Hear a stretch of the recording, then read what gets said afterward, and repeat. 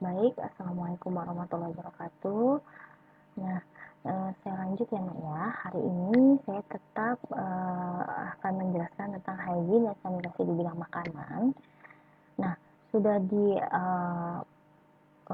penayangan YouTube di part 1 sebelumnya tentang sanitasi, itu saya sudah jelaskan beberapa slide. Nah, yang slide kedua ini, part kedua ini, bukan slide kedua ya, part kedua ini, saya akan masih menjelaskan tentang hygiene sanitasi di bidang makanan di pertemuan kedua, ya. Jadi ini sudah, nah ini di pertemuan kedua. Tujuan dari pembelajaran kita di sini adalah kalian itu dapat mengidentifikasi ruang lingkup hygiene dan sanitasi di bidang makanan. Yang kedua, kalian bisa mengklasifikasikan ruang lingkup hygiene dan sanitasi di bidang makanan serta menguraikan persyaratan hygiene di bidang makanan. Gimana sih persyaratan-persyaratannya? Oke, lanjut ya. Nah, di ruang lingkup hygiene ini dibagi menjadi 3, ya. Yang pertama ada personal hygiene, yang kedua hygiene di dapur atau di tempat kerja, yang ketiga itu hygiene di bidang makanan. Oke, yang pertama adalah personal hygiene. Apa sih personal hygiene? Personal hygiene adalah hygiene perorangan atau upaya pribadi atau personal untuk menjaga kesehatan dengan cara memelihara dan melindungi kebersihan dan kerapian serta kesehatan dirinya sendiri.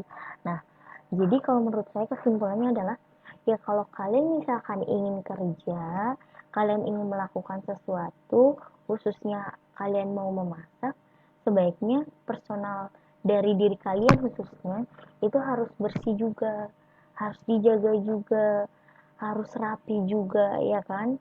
Nah, itu.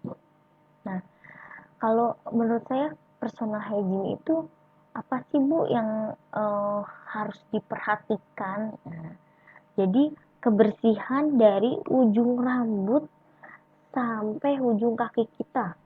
Maaf ya, ujung kaki kita itu harus diperhatikan. Contohnya dari rambut, bagi yang tidak berhijab, rambutnya itu harus wangi, bersih dari ketombe, ya kan? Terus telinga, hidung, mata, mulut, ya kan? Tangan, ya kan? Badan kita, ya kan? Terus bagi laki-laki ada lagi jenggot, kumis, ya kan? Nah, bagi perempuan, nah ini hidungnya, ya kan bersih atau tidak, bagian mulutnya, giginya. Nah, kan kalau yang perempuan pakai lipstik, ya kan? Itu diperhatikan seperti itu, kan? Terus kalau dari badan tadi sudah, dari kakinya, ya kan? Dari sepatunya, terus kebersihan pakaiannya, kesehatan jasmaninya itu perlu diperhatikan. Nah, selanjutnya ya Nak ya, hygiene di tempat kerja atau di dapur. Nah, karena kalian itu di bidang tata boga, jadi saya lebih spesifik ya, lebih ke dapur, tempat kerja kalian kan ada dapur. Nah, jadi nanti nih pada saat kalian PKL, insya Allah kalau kalian memperhatikan hygiene sanitasi ini sangat berguna banget, apalagi buat hotel-hotel yang sekelas bintang 4, bintang 5 itu kepake banget karena mereka itu menomorsatukan sekali yang namanya hygiene sanitasi. Nah, kalian tahu kan apalagi lagi pandemik seperti ini, ya kan, tempat umum sudah mulai dibuka seperti hotel, restoran, dan public area lainnya itu sudah dibuka.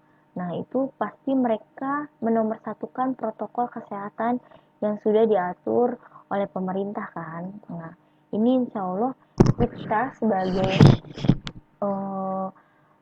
apa ya, yang dari jurusan tata boga, kita sebenarnya secara nggak langsung kita tuh sudah menerapkan dalam keseharian. Nah, seperti itu. Nah, nih hygiene dapur ini tidak hanya di hotel aja atau di tempat kerja ya. Di rumah juga kalian bisa menerapkan. Nah, kalau hygiene dapur itu uh, upaya kesehatan yang cara memeliharanya dan melindungi kebersihannya itu yaitu di dalam dapur gitu, khususnya di dapur. Sebenarnya sih nggak di dapur aja. Kalau misalkan kalian nanti mendapat tempat kerjanya misalkan di hotel tuh di rolling ya, nggak di dapur, misalkan di housekeeping kalian bisa nyobain. Nah itu nanti sama aja, nah itu tempat kerja juga kan gitu ya, itu bisa kepake juga kok sanitasi hygiene-nya. Nah, hygiene di tempat kerja juga dikenal sebagai hygiene lingkungan kerja, artinya usaha kita untuk melakukan pencegahan timbulnya penyakit, kan seperti itu. Kalau kalian mau makanannya sehat, makanannya bersih, otomatis eh, tempat kerjanya kan harus bersih juga ya, dan diri kita juga harus bersih juga kan. Nah, makanya itu perlu dan amat sangat diperhatikan. Nah, ini bisa juga diterapkan di rumah. Tujuannya dari hygiene dapur itu atau tempat kerja, kita itu menghindari namanya terjadinya kecelakaan kerja, ya kan, kerusakan atau keracunan pada makanan seperti itu kan, atau uh, meminimalisir ya namanya kita itu terkena penyakit deh, seperti itu kan, di lingkungan kerja kita atau tempat kerja kita sendiri. Ibaratnya diri kita harus dijaga, makanan yang kita buat juga harus dijaga karena buat orang lain kan, seperti itu. Nah, hygiene di tempat kerja itu meliputi, nah di sini nggak saya tulis ya, ada hygiene area dapur khususnya. Kalian lihat ya, kalian di dapurnya udah ada ventilasinya belum? Nah itu dilihat.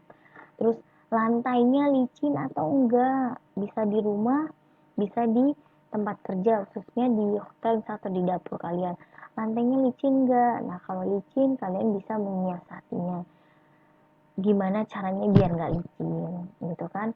Misalnya masaknya itu harus hati-hati, minyak jangan sampai kecipratan, misalnya seperti itu kalau lantainya licin. Terus dinding, nah perhatikan, bagi di rumah yang dindingnya itu langsung tembok, nah itu harus lebih hati-hati dalam memasak, jangan sampai minyaknya itu nyiprat-nyiprat ke atau apa ke mengenai tembok atau barang lainnya, itu kan bisa menimbulkan jamur atau penyakit seperti itu.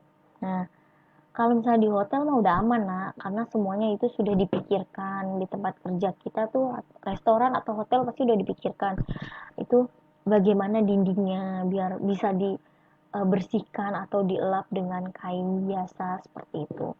Nah, cerobong asap. Nah, ini jarang nih kalau di rumah.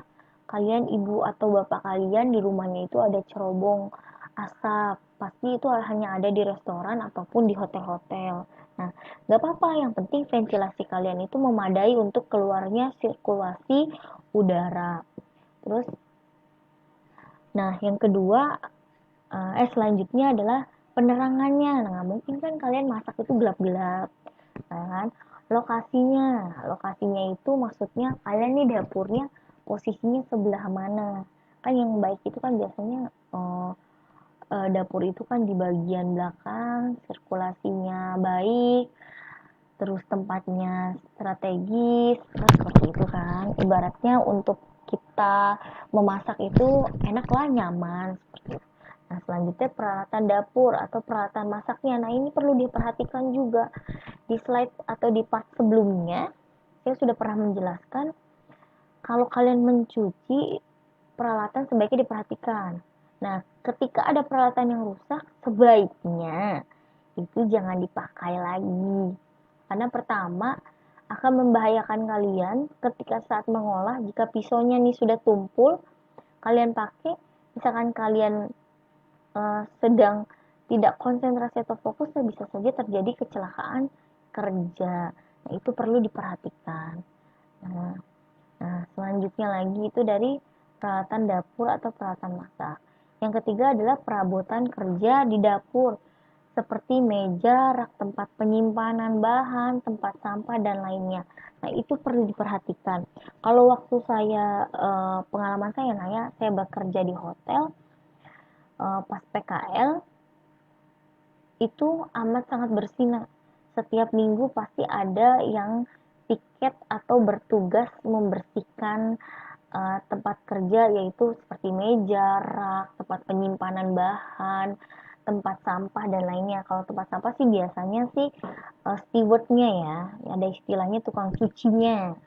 Nah, itu mereka punya tugas membersihkan sampah. Nah, selanjutnya adalah hygiene bidang makanan. Apa sih hygiene bidang makanan? Hygiene bidang makanan itu upaya kesehatan dengan cara memelihara dan melindungi kebersihan makanan agar memiliki rasa yang enak, aroma yang sedap.